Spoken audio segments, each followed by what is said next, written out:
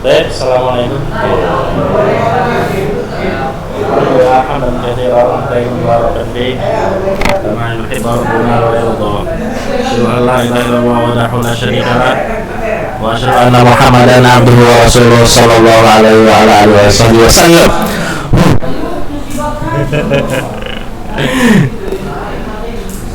Apa yang kita nih? Cerita. Cerita apa?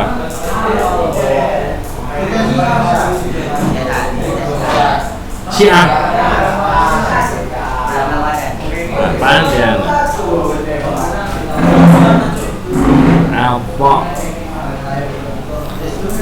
Apa? Nulis dulu. Nah. Nih, bentar aja ya.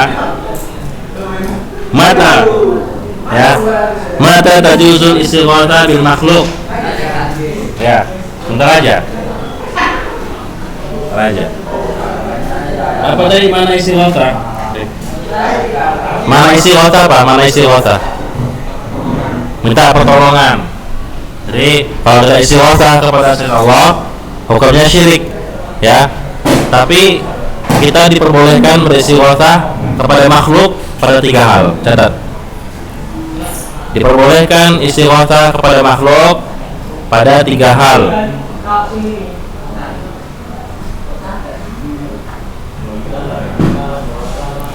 Mata tajuzul istighatsah bil makhluk, kapan diperbolehkannya istighatsah kepada makhluk kepada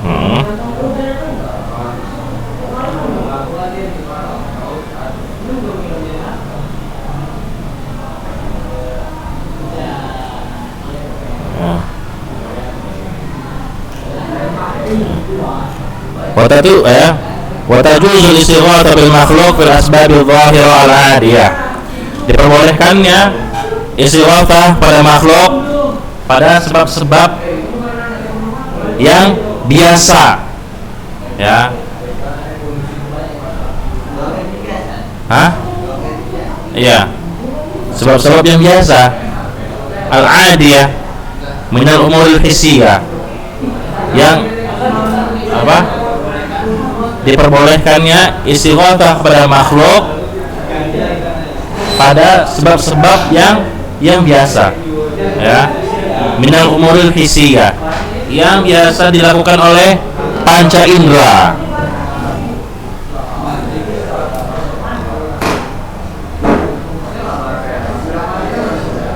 Bisyurutin talata, dengan 3 syarat. Udah kalau payah gini aja. Diperbolehkan istighatsah kepada makhluk dengan 3 syarat, itu aja lah, ya kan? Nah, dengan 3 syarat.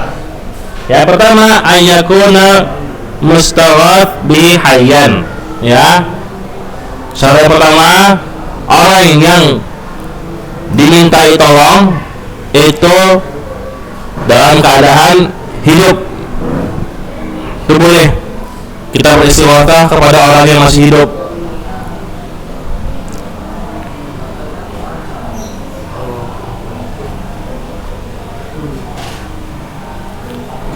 Ayyakuna mustaghath bihi hayyan. Yang pertama, orang yang dimintai tolong dalam keadaan hidup. Yang kedua, ayyakuna mustaghath bihi qadiran. Ya, orang yang dimintai tolong itu mampu melakukannya.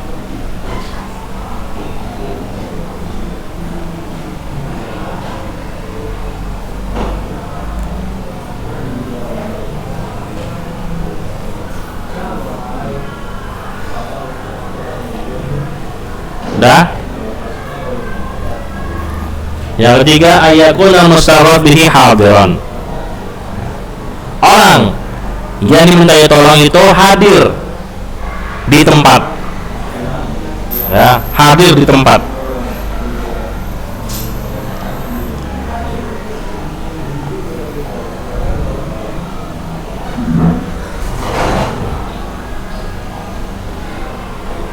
Wad dalil qauluhu ta'ala, dan dalilnya apa? Fastaghathahu alladhi min syi'atihi 'ala alladhi min aduwi. Ini kisahnya Nabi Musa alaihissalam. Waktu itu ketika Nabi Musa berjalan, ya, ada dua orang yang berkelahi. Yang satu dari kelompok Fir'aun, satunya lagi dari kelompok Nabi Musa alaihissalam, yaitu Bani Israel. Ya. Kemudian Nabi Musa alaihissalam itu menolong kelompoknya, orang tadi, kawannya. Akhirnya dipukul lah orang tadi dari kaum Fir'aun, mati sekali pukulan meninggal, dipukul Nabi Musa alaihissalam. Kemudian membesarlah perkara itu sampai Fir'aun pun dengar ada salah satu orangnya yang meninggal karena Nabi Musa alaihissalam. Akhirnya diumumkanlah sama Fir'aun agar setiap penduduk desa itu memberitahu tentang keberadaan Nabi Musa alaihissalam. Ya. Akhirnya Nabi Musa alaihissalam minta tolong kepada orang-orang Bani Israil ini. Fastaghathahu alladhi min syi'atihi 'ala alladhi min aduwi.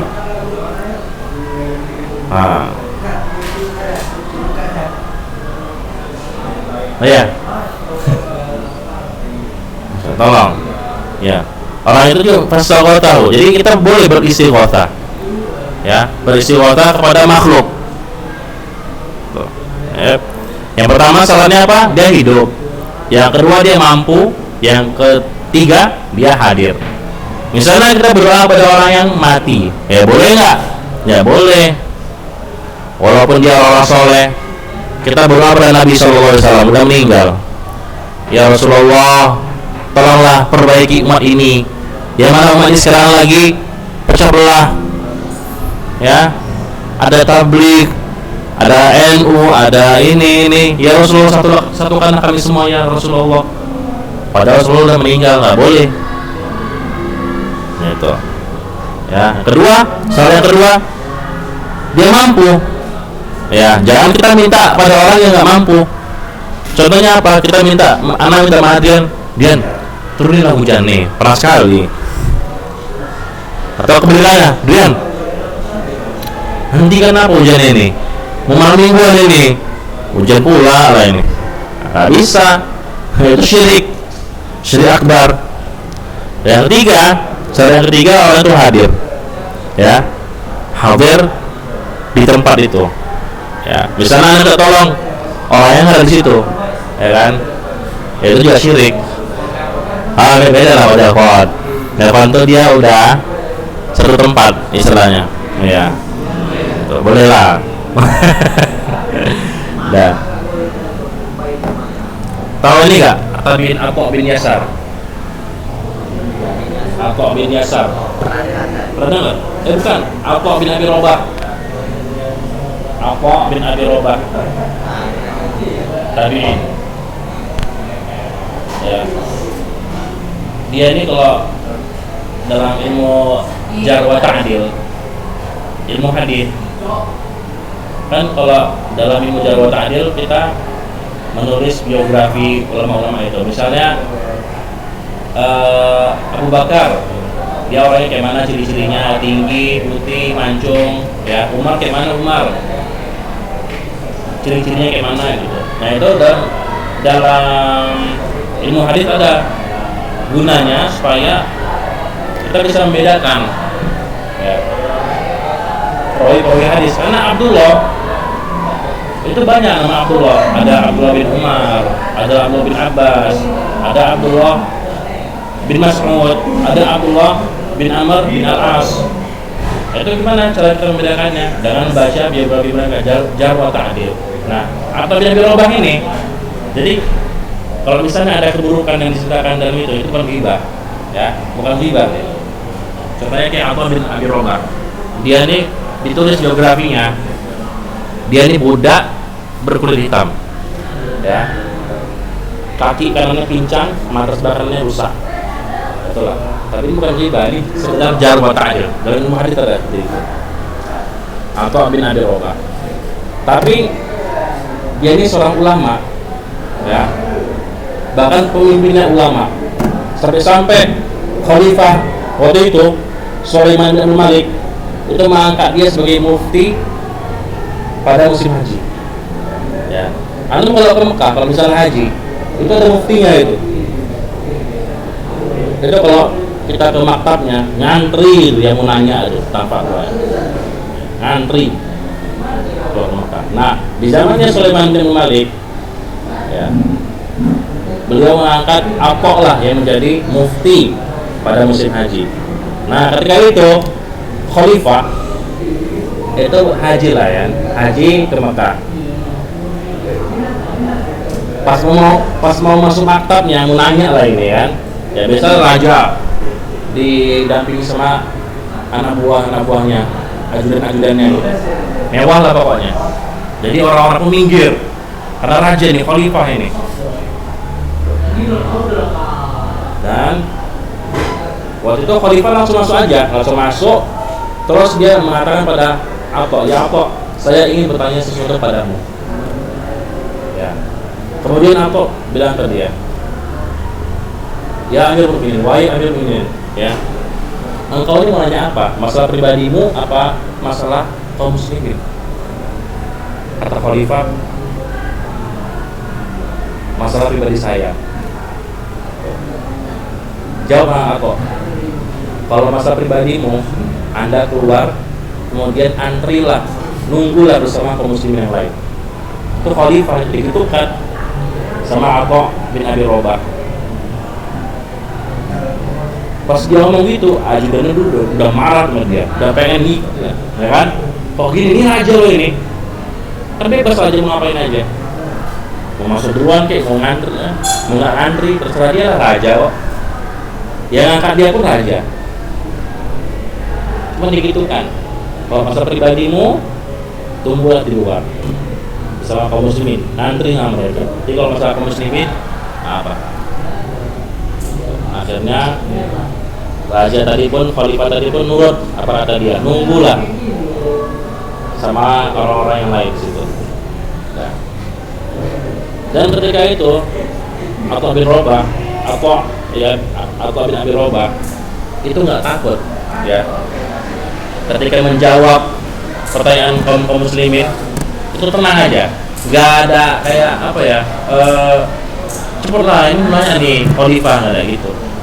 Tenang aja dia, udah tenang, biasa aja. Nggak ada menunjukkan sedikit ketakutan, nggak ada. Nah, akhirnya pas giliran khalifah, ya sama, dia jawab dengan tenang. Ya, sudah selesai, pulang lah ya kan, dikumpulkan anak buah khalifah ini. Dia bilang, kenapa kalian marah? Sungguh aku tidak akan marah pada dia, karena ia adalah seorang alim, yang mana alim itu lebih tinggi derajatnya dibandingkan seorang raja. Amin. Ya. Maka nasihat dia, belajarlah kalian, karena ilmu itu bisa mengalahkan singgasana para raja. Ya, wallahi aku tidak akan marah pada dia. Nah, itulah kisah Atok bin Abi Robah. Berani dia, karena kalau seorang makin tinggi ilmunya pada Allah, maka raja yang paling takuti siapa? Ya Allah. Allah raja segala raja, bukan raja di dunia. Itu kalau semakin tinggi ilmu orang, dia akan takut dia sama khalifah, sama raja, sama takut. Karena raja itu punya raja juga. Dan ini kisah dikit-dikit aja, ya kan? Biar sering-seringan ya. Jadi berapa nih? Dan ini. Layak indah pernah. Subhanallah hamdik asyhadu an la ilaha illa anta wa astaghfiruka wa atubu ilaik. Assalamualaikum warahmatullahi wabarakatuh.